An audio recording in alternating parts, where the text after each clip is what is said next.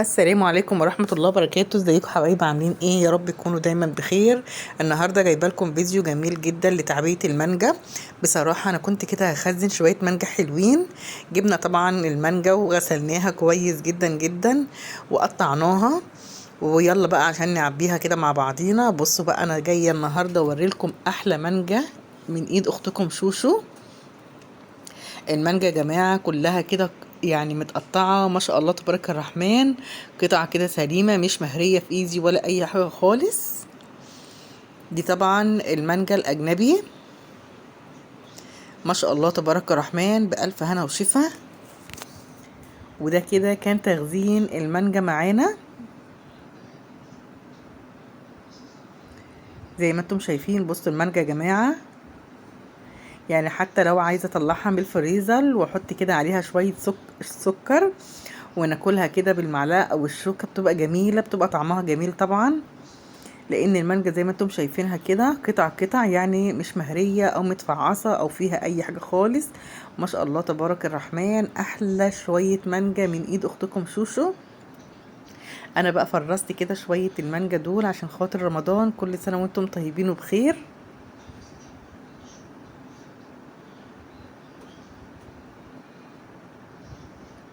بصوا لاخر الصينيه ما فيهاش حاجه خالص، كلها كده قطع من المانجا. بصوا يا جماعه الصينيه نظيفه ما شاء الله اهوت. وادي المانجا معانا. مين بقى هيقول لي هاتي كيس مانجا يا شوشو؟ لو وصلت لغايه دلوقتي الفيديو معايا ما تنسيش اختك شوشو في اللايك الجميل وتعليقكم اللي بيحفزني. ويلا بقى نخزن شويه مانجا عشان خاطر رمضان. كل سنه وانتم طيبين وبخير.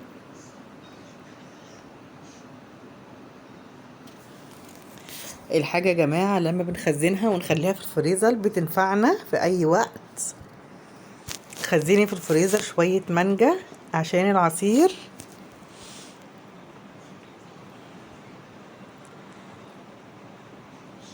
والله العظيم يا جماعه عايزه اقول لكم، اخواتي بيقولوا لي احلى مانجا بناكلها من ايدك يا شوشو، واحلى عصير مانجا طبعا، واطعم عصير مانجا من ايد اختكم شوشو حبيبتكم.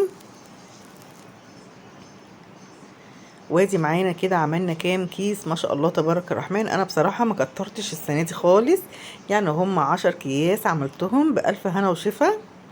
بس الكيس يعمل كده على مرتين، نعمه وفضل والحمد لله رب العالمين. وادي خلصنا معانا الصينيه التانية زي ما انتم شايفين اهوت. يلا بقى هنربط كده الكياس مع بعضينا. بسم الله ما شاء الله اللهم بارك. في ثواني في ثواني طبعا، انتوا عارفين اختكم شوشو قلبها الحامي. على طول خلصنا مع بعضينا تخزين المانجا الجميل. زي ما قلت لكم انا عملت 10 اكياس بس كده، حطيتهم في الفريزر بصراحة عشان كمان المكان.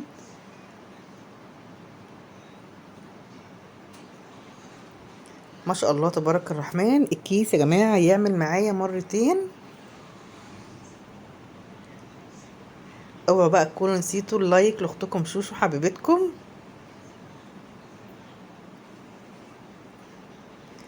ما شاء الله تبارك الرحمن. ادي المانجا بتاعتنا زي ما انتم شايفين اهو. بصوا قطع قطع مانجة اختكم شوشو حبيبتكم. ويا رب اكون ضيفة خفيفة على قلوبكم، ويا رب النهاردة اكون قدمت لكم حاجة جميلة وحاجة مفيدة ليكم. وتسلموا لي احلى اخوات واحلى عيلة. السلام عليكم حبايبي.